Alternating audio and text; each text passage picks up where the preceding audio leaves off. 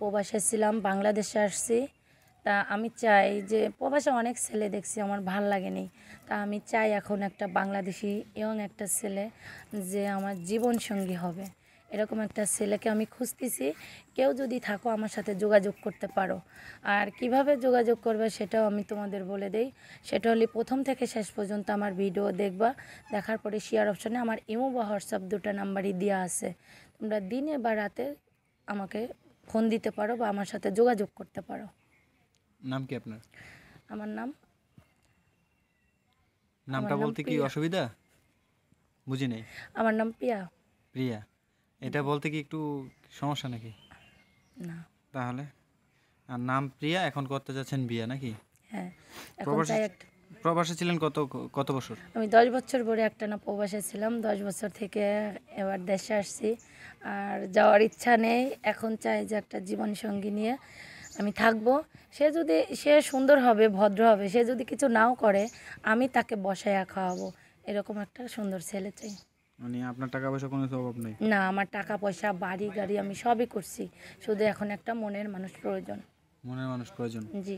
সে মানুষটা দেখতে কিরকম হতে হবে? সে মানুষটা দেখতে অনেক সুন্দর হবে, যাতে আমার সাথে যায় এরকম একটা ছেলে হবে, যাতে আমাকে সুন্দরভাবে রাখতে পারে। আচ্ছা, সবাই যে এত লোক প্রতিবেদন আসে, হ্যাঁ, প্রতিবেদন করার জন্য সবাই ওই বয়স্ক লোক যেমন তেমন একটা হইলে চলে, কিন্তু আপনার এত কোচি, ইয়াং, স্মার্ট এরকম ছেলে লাগবে কেন?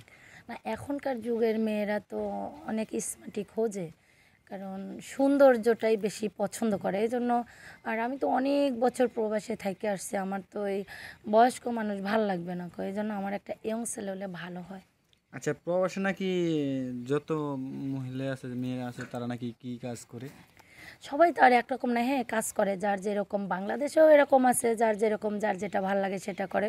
জাস্ট প্রবাসেও এরকমই, তাই বলে যে সবাই তো করে না। যেরকম আমি 10 বছর বিদেশ করছি, আমি কি পারতাম না একটা প্রবাসী ছেলেকে বিয়ে করতে, তাদের থেকে মজা নিতে? কই, আমি তো দেশে চলে আসছি, আমার বাংলাদেশি ছেলে পছন্দ। আচ্ছা, প্রবাসে যে ছিলেন, হ্যাঁ, আচ্ছা, দেশিদের চাইতে নাকি প্রবাসীদের ইয়ে নাকি অনেক বড় আমি মন? আমি কখনো ট্রাই করে নেই বা দেখে নেই। হ্যাঁ, আমার বান্ধবীদের কাছ থেকে আমি শুনেছি যে ওরা নাকি অনেক চাহিদা পূরণ করতে পারে বা ওদের অনেক ক্ষমতা ধারণ। তা আমার প্রবাস পছন্দ হয় না, কারণ আমি তো 10 বছর থাকছি। এখন আমার বাংলাদেশি দেখতে চাই যে এরা কীরকম স্মার্ট বা কীরকম পারে। তাই? জি। মানে প্রবাসী ছেলেরা, মানে আমি যেটা বলতে, প্রবাসী ছেলেদের নাকি অনেক বড় মন। আমি দেখি নেই যে বড় না ছোট, জানি না কো। তা আমি এগুলো কখনোই দেখি নেই, এখন আমি দেখবো বাংলাদেশের ছেলেদের। বাংলাদেশ ছেলেটা তো দেখবেন? হ্যাঁ। মানে প্রবাসীটা তো দেখছেন, টেস্ট করছেন না?